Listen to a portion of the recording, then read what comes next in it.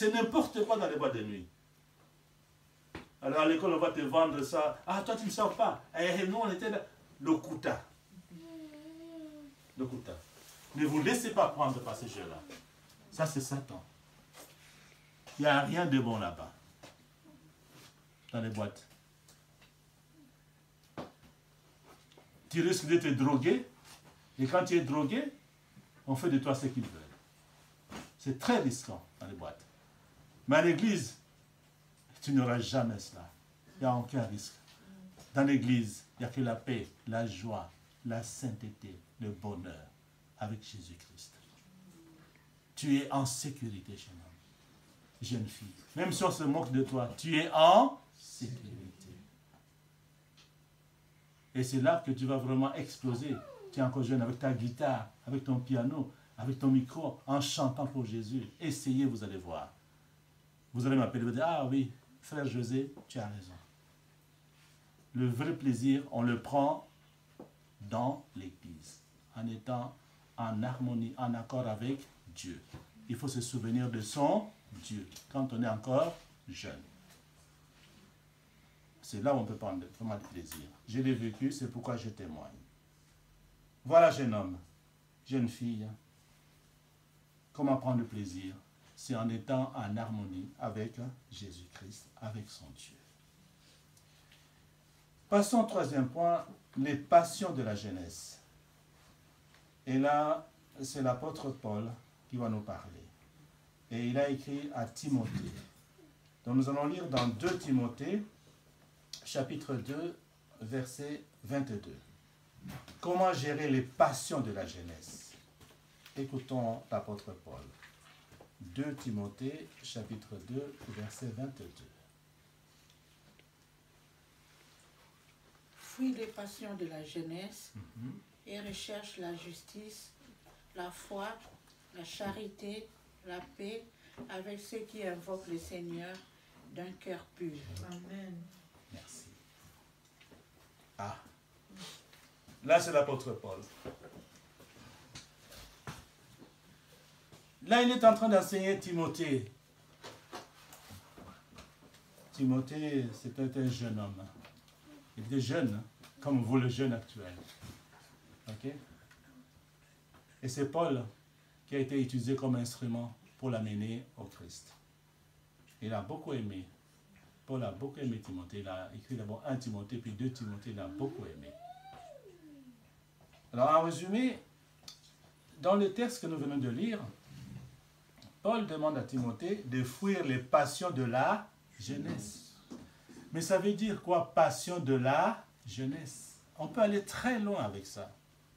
Passion de la jeunesse. Passion de la jeunesse, ça veut dire fuir les passions de la jeunesse comment? En maîtrisant, écoutez bien, jeune homme, surtout jeune homme, jeune fille, parce que c'est votre jour aujourd'hui. Fuir les passions de la jeunesse, c'est maîtriser toute force négative, spontanée et irrésistible. Quand on est jeune, on est passé par là. Quand tu sens une force négative, spontanée, irrésistible, qui pousse à commettre un acte sentimental, émotionnel, n'est-ce pas? Et qui dépasse la mesure. Fais attention. Oui, ça dépasse la mesure. Vous voulez un exemple? C'est facile. Actuellement, les bandes se battent avec des couteaux. C'est là où on dit qu'ils dépassent la mesure ordinaire. Se battre avec un couteau. Se battre avec une hache. Se battre avec une canne de baseball. Se battre avec un revolver. Ça dépasse la mesure ordinaire. C'est une impulsion, c'est une force négative. Il m'a dit ça, il m'a fait ça. Et il va voir. Je vais le taper. Au lieu de taper une gifle, tout ça, mais tu vas chercher un couteau, là tu dépasses la mesure. Un enfant qui a atteint ce niveau-là, c'est un enfant qui n'arrive plus à maîtriser les passions de la jeunesse. Ça, c'est un. Maîtriser tout acte autoritaire portant un seul objet. Il se fixe dans cet objet-là il élimine les autres objets. Il ne pense pas à autre chose. Il ne pense même pas à son père, à sa mère, à Dieu. Non. Il dit, je dois aller frapper cette personne-là. Et là, il n'écoute plus personne. Il est dans ce délire-là. Ah, il y va. Et cette passion diminue ou provoque même la perte de sens moral. L'esprit critique, le discernement, il n'y en a plus. Et ça dérègle complètement le psychisme. Au fait, cette passion, quand ça arrive, tu deviens comme fou.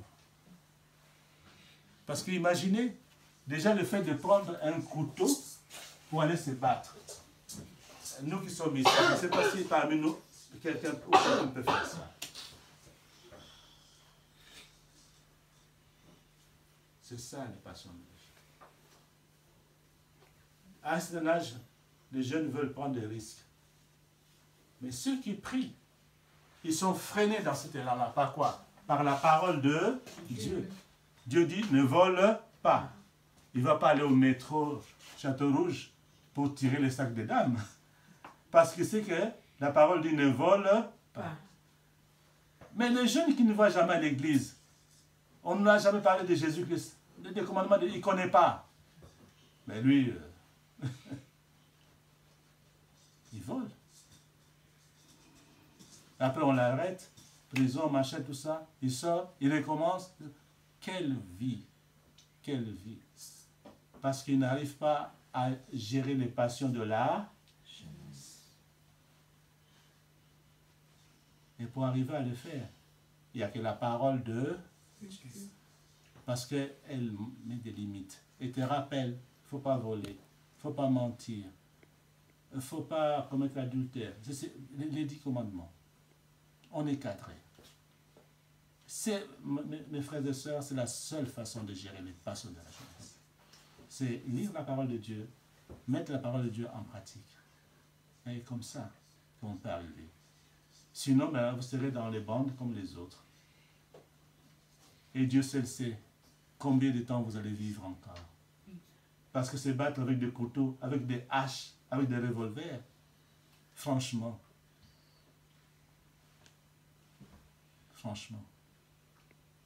réfléchissez.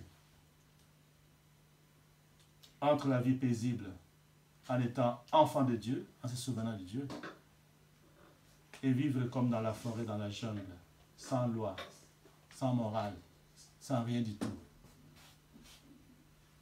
Quand on ne se souvient pas de Dieu, c'est pénible. C'est l'enfer. On ne peut pas profiter de sa jeunesse quand on ne se souvient pas de Dieu. Quand on n'arrive pas à gérer les passions de la jeunesse. Ce n'est pas possible. Le vrai, vraiment, j'insiste, le vrai plaisir en tant que jeune, on l'a quand on se souvient de Dieu. Que personne ne vous trompe. Je ne vais pas aller très loin. Vous le savez, vous êtes au courant. Et nous, on a beaucoup souffert aussi avec ça. Des gens qui ne gèrent pas les passions de la jeunesse. On a perdu beaucoup d'amis. Je vous ai dit, on était 2 seuls professeurs qui priaient. Les autres ne priaient pas. La plupart de ces profs-là, jeunes, ils sont morts jeunes. À cause de quoi? À notre époque, on était surpris par le sida. Hein? Je peux vous le dire. On était surpris par le sida. Actuellement, tout le monde sait que le sida est là, donc on prend les précautions. Mais à notre époque, on ne savait pas qu'il y avait le sida. À toutes ces personnes qui n'arrivaient pas à gérer les passions de la jeunesse, mais ils ont attrapé le et ils sont morts. On a des amis à nous, on a beaucoup pleuré, qui étaient des cadres, qui étaient au gouvernement, il y avait des secrétaires d'État, il y en a qui travaillaient à la présidence, qui étaient bien. Mais ils ont laissé beaucoup d'orphelins. Parce qu'ils n'ont pas géré les passions. Alors, pour le on a plaisir dans les awapi. Tant on a sida, on a plaisir. Tant on a sida, on a plaisir. Zala franche. Tant on a sida, on a plaisir. Na muto asambe la kazala sida te, azo yembe la nzambe. Il va à l'église pour chanter pour Dieu, jouer la guitare, jouer du piano pour Dieu. Et toi, qui fais n'importe quoi, qui attrape le sida, n'en a mieux. Alors maintenant, c'est à vous de choisir, jeune fille, jeune homme. C'est à vous de choisir. Mais moi, j'insiste. On peut vraiment prendre du plaisir pendant la jeunesse quand on est avec Dieu. Quand on se souvient de Dieu. Là, vraiment, on peut profiter de sa jeunesse. Parce qu'on sera en bonne santé, tant physique que spirituelle. Alors, faites votre choix. Jeune homme, faites votre choix, jeune fille. Mais nous, on transmet. Alors, pour finir, mes bien-aimés, je vous rappelle que dans notre enseignement d'aujourd'hui, nous avons parlé, premièrement, de la responsabilité des parents vis-à-vis de leurs enfants. Ensuite, nous avons parlé de la prise du plaisir pendant qu'on est encore jeune. N'attendez pas que vous soyez, quand je serai vieux, je vais commencer à prier quand je serai vieux. Non, demain n'est à partir. Ensuite, on a parlé de la gestion des passions de la jeunesse. Alors, chers parents, prenons en main notre responsabilité. Instruisons nos enfants afin de leur éviter de vivre dans la souffrance, n'est-ce pas? Et ça nous permettra à nous aussi, quand nous serons vieilles, quand on n'aura plus de force, comme on a posé les bonnes bases, on passera notre vieillesse. Si nos enfants sont casés, sont en paix, mariés, tranquilles avec leurs enfants, leurs femmes, nous aussi on va passer une vieillesse tranquille, en paix, dans la joie avec notre Seigneur Jésus-Christ. Voilà. Parce que nous avons travaillé en amont. Nous avons préparé nos enfants et ainsi nous serons calmes. Et vous, jeunes filles, jeunes garçons, écoutez ce que Salomon nous dit encore dans Proverbes chapitre 4, versets 1 à 4. Je vais finir par là. Écoutez-moi bien. Parce que Salomon, comme je dis, c'est le patron des sages. Quand il dit des choses, c'est très très important. Alors, qu'est-ce qu'il vous dit, jeune homme? Écoutez-moi. Proverbe 4, versets 1 à 4. Je cite. Écoutez, écoutez, mes fils, l'instruction d'un père et soyez attentifs pour connaître la sagesse. Car je vous donne de bons conseils. Ne rejetez pas mon enseignement. J'étais un fils pour mon père, un fils tendre et unique auprès de ma mère. Il m'instruit alors et il me disait que ton cœur retienne mes paroles, observe mes préceptes et tu vivras. Voilà. Ça c'est Salomon qui nous le dit dans Proverbes, versets 1 à 4. Alors ainsi, jeunes garçons, jeunes filles, si vous voulez mieux profiter de votre jeunesse, j'ai une seule chose à dire pour finir. Je répète, jeune fille, jeune garçon, si tu veux vraiment profiter de ta jeunesse, vraiment si tu le veux, écoute les conseils de ton père et de ta mère. Amen. Amen.